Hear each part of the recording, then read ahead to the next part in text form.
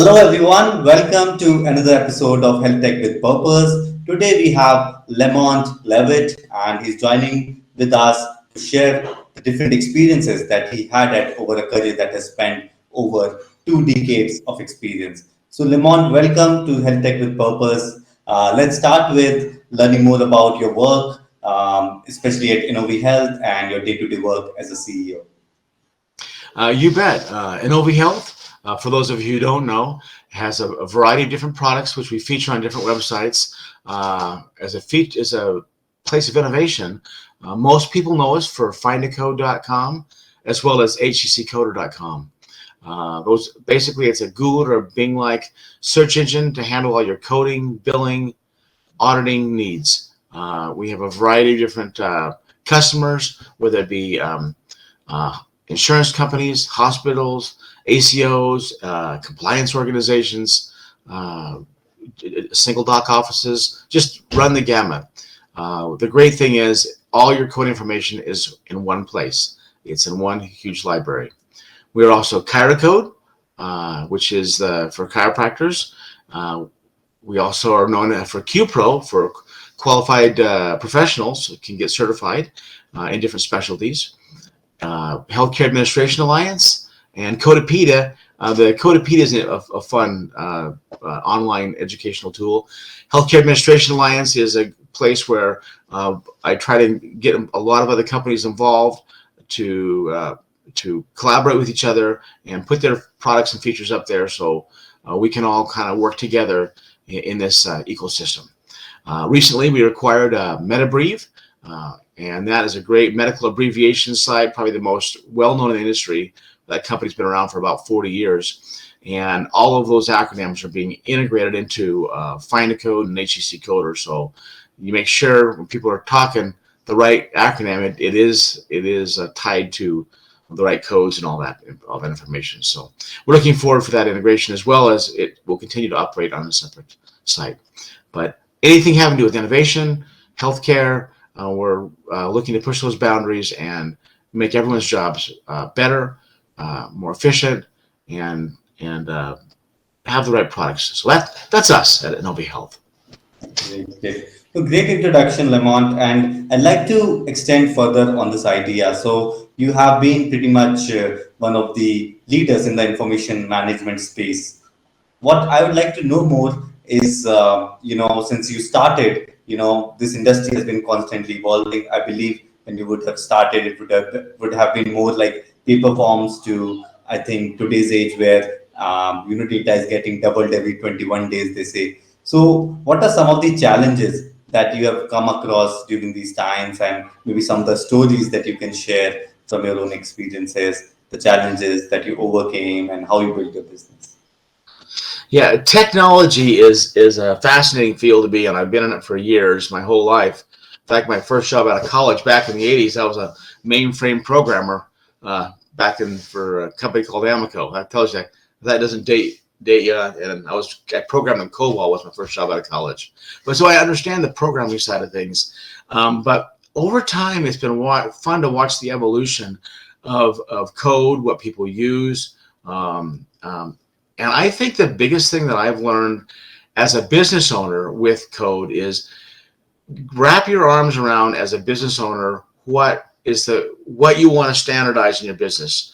Every programmer you bring in is going to have their own idea about what the best way to solve that problem is. And as a business owner, you have to decide what's the best thing for the business. Sometimes simplicity needs to win out. You don't want to get a situation where programmers develop this huge monolith type product and you hire the next programmer and that person saying, well, what is this? I can't find where everything is. It's not organized. Let's just start over.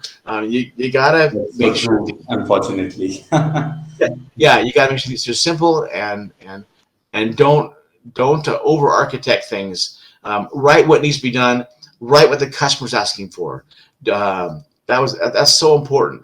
Sit down with the customer, understand what their needs are, deliver what they're asking for. Don't overdo the mousetrap in your creation when the customer doesn't need that or want that, and then build out for them remember, your customer is always right. They don't care about all the products and features. All they want to do is work faster and get exactly what they want. If you always put your customer first, your employees second, and your stockholders third, everything lines up. So remember that as you develop products, just take care of those customers. During COVID, when things fall apart and they can't pay you, and what are you going to do? How are you going to keep them on board? One thing we did when things got challenges, we actually put some customers on hold with their payments until customers were furloughed, and when they came back, we were there for them. So find ways to make things work and take care of the customer. I think that's the most Right, important. right. Makes sense. I think that is a wisdom that would hold true in all ages, if I were to say. Right, So, right. Lemon, one interesting thing that I read is that innoviHealth, business is all remote first. So, is that something that is a result of post-COVID world, or were you always a supporter of remote first? And then, how do you work really in this remote first environment? We were how should I say this? We were exploring remote a little bit, but we were in the office. But technologically, we would meet as if we were, even though we were in the same physical office, we would use, Okay, you know, come on a call. Mhm. whether it's Zoom meetings or digital meetings, whatever. There's a variety of vendors out there, but we would do that kind of thing where we would meet. And so when we did have to work from home, it was a pretty easy transition for us. What we were working on at the time was we'll talk later about that, but use our time more efficiently and get to where we move to a 4-day work week, and we'll talk more about how to do that and be more efficient and still be growing and make money and keep your employees happy. But I think what's important is if you're going to work remote first in that remote environment, make sure your core values are established, your employees are aware of what they are, they adhere to them. I'll share with our core values with everyone. We established one called Midas. And what we found is, okay, what does that mean? And we have 5 core values. That is means to an end, innovative, dependable, attitude, and self-starter. The means to an end is so important.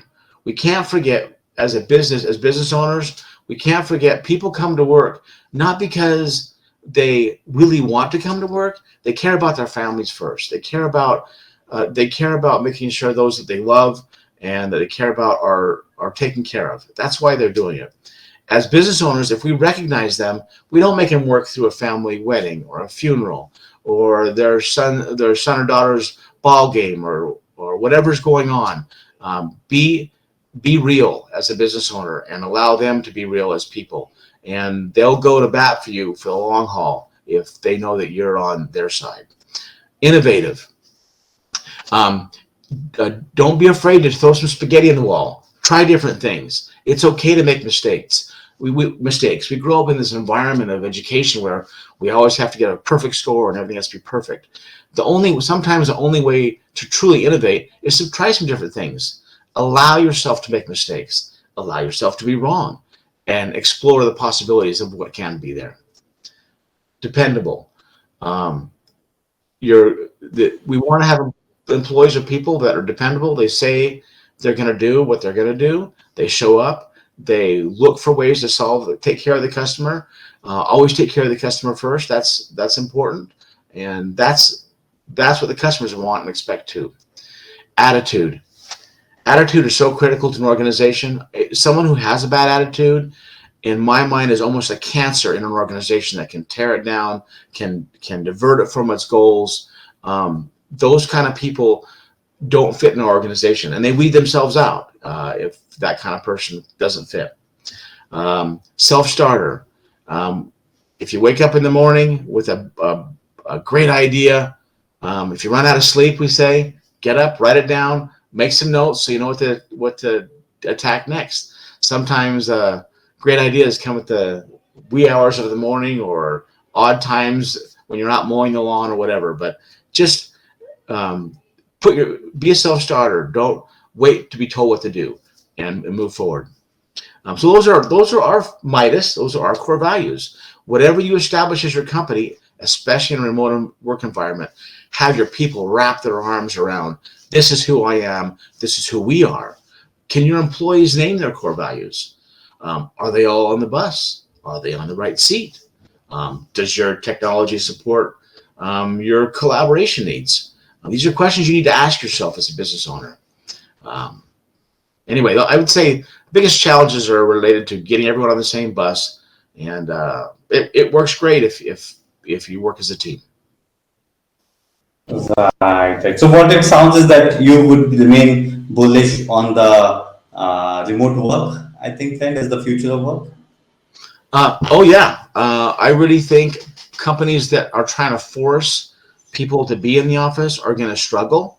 I think people are okay with some hybrid work. Maybe they work 2 days a week in the office or three. Some are looking for the complete independence. The one unforeseen expectation that business owners have is when we went to remote work, and employees, a lot of people took time to figure out that maybe that's what they want to keep doing. Maybe they like being at home. They like not spending all this effort getting ready in the morning and jumping on a bus or public transportation or their car and fighting with traffic. And then by the time they get to work, they're exhausted. I think a lot of people, enjoy with it. Maybe they just like having their dog laying and sitting under the table. Just that brings peace to people, or cat, whatever it is. So I think a lot of people expect it.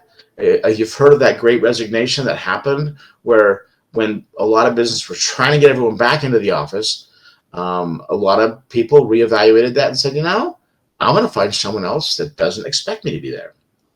So that's a real reality that we have to deal with. I think it's challenging for some businesses that Yeah. really need to have people in the office, but Yeah, right. In some industries, even. In fact, like you're mentioning, so what I understand is that one, you went to remote to support your employees, and then you even started a 4 day work week. So I think, of course, employees would have been very supportive, I suppose. But I think, it's also customers first. So, how did you find the balance there and making sure that, you get the best of the both worlds, everybody's happy, the business grows?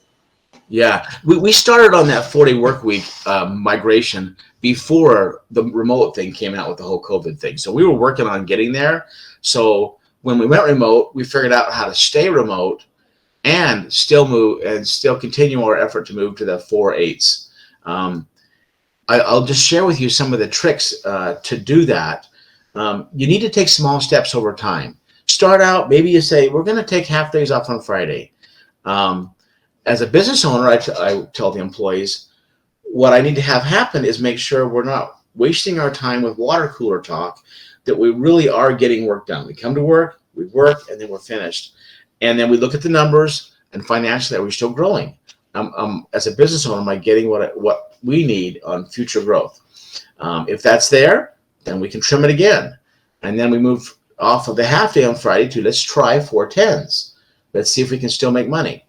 And then we moved to 4/9s and 4/8s. This was over a 2 year period of time. But we told the employees, if you can help us still grow and make money, this will allow you this. I will respect and honor our core values, the M and Midas. This is all just a means to an end. You guys can have every Friday off. You might be interested in how we balance that with if we're open Monday to Friday, you have some key staff that wants to work Tuesday to Friday to cover that Friday slot and support or whatever. And then you have everyone else on Monday to Thursday. So you can still cover the phones. If you look at your phone calls and the people contacting you, typically Fridays kind of die down a little bit anyway, especially towards the afternoon. So you can make it work, and you can still grow at a solid rate. And at the end of the day, I you think, also have employees as well. right, but I still appreciate you for the grit and determination, for your vision to, support your employees and to keep them on priority, keep the mental health and their own family life on priority. So I think that's, a pretty recommendable job. So kudos on that, Lamont. Well, yeah, it's important. You think about it. If your employee can reboot every week and have a 3D weekend, throwing out holidays and vacations, that also. But they come back to work and they're ready to work. They really truly are rested. They got their doctor's visits taken care of on Friday, or their other errands that didn't quite have enough time over a 2-day weekend. So it works. You have to be just committed to your people Nice. as a business owner. Nice to know. Okay, so I'll change gears a bit here, Lamont, and would like to know more about like the impact of AI in the things that you do in your day-to-day work. How do you see the impact of growing AI culture? Do you see any very direct changes in the way you are doing things and so on? Please elaborate on that. Yeah, we're definitely working on figuring out where it best organization. There was a lot of hype, towards the very end of last year when the OpenAI kind of came Mhm. out, and then all through this year, where people are getting involved, and there's a lot of changes. And after a year of all this AI craziness, it's been interesting to see. We're all learning what its strengths are and what its weaknesses are, and I think as business owners, we got to realize, be aware of being involved, figure out where it fits in your organization. Even if you just, as far as where to see the best possible uses of AI in healthcare, start with your internal processes. Maybe leverage it with your FAQs or your support or your knowledge base. But the biggest thing I see in the content writing is so many content people have to start with a blank page, like, what do I write? AI I see as a big help to throw that first 100, 200 words on a piece of paper, and they can finish out the article. I think workers need to figure out how they can leverage it in their jobs and not be afraid of it.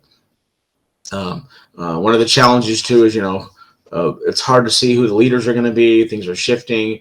Look for tools that fit your specific needs, and experiment and see where it goes. We've been trying some different things and learning where its strengths are and where its weaknesses are. Um, so anyway, but jump right in and see what's out there. I would say, and give it a shot. And don't just assign it to one person in your organization. Maybe each organization, needs to have, what's the marketing initiative, what's the development initiative, what's your support initiative, and just tackle one piece of it and let it make your overall business just a little more efficient, one department at a time. So those would be my recommendations. Right. So, is that something you're already doing for innoviHealth?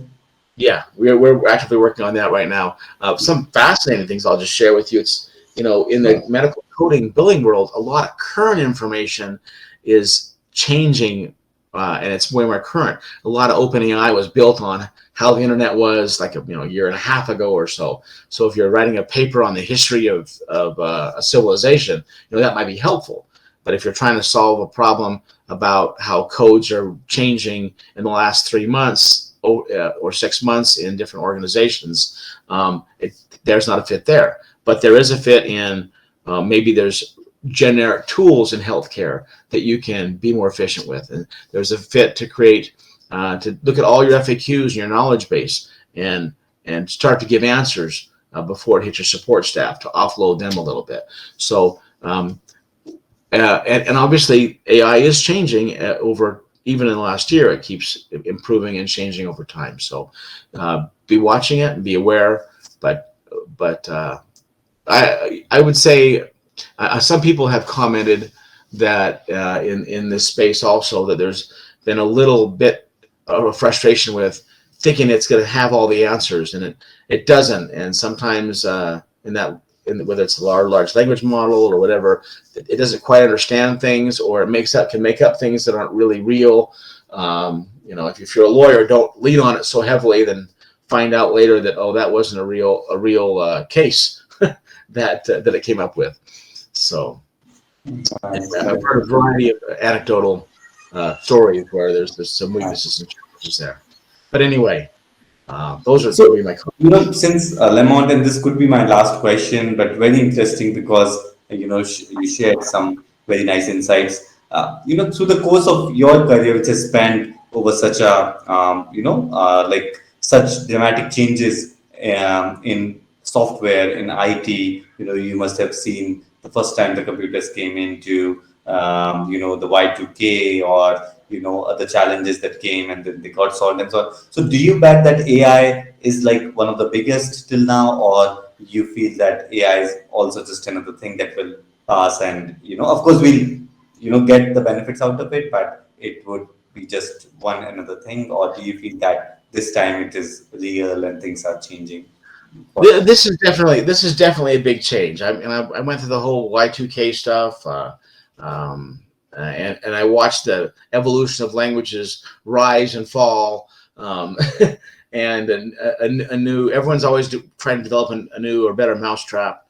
Um, and but I would say with as it relates to AI, um, it'll be fascinating to see how much the reality of how much it plays into what we do is what we do. The things that will be challenging, and a lot of large people involved in AI are grappling for control of what those answers are.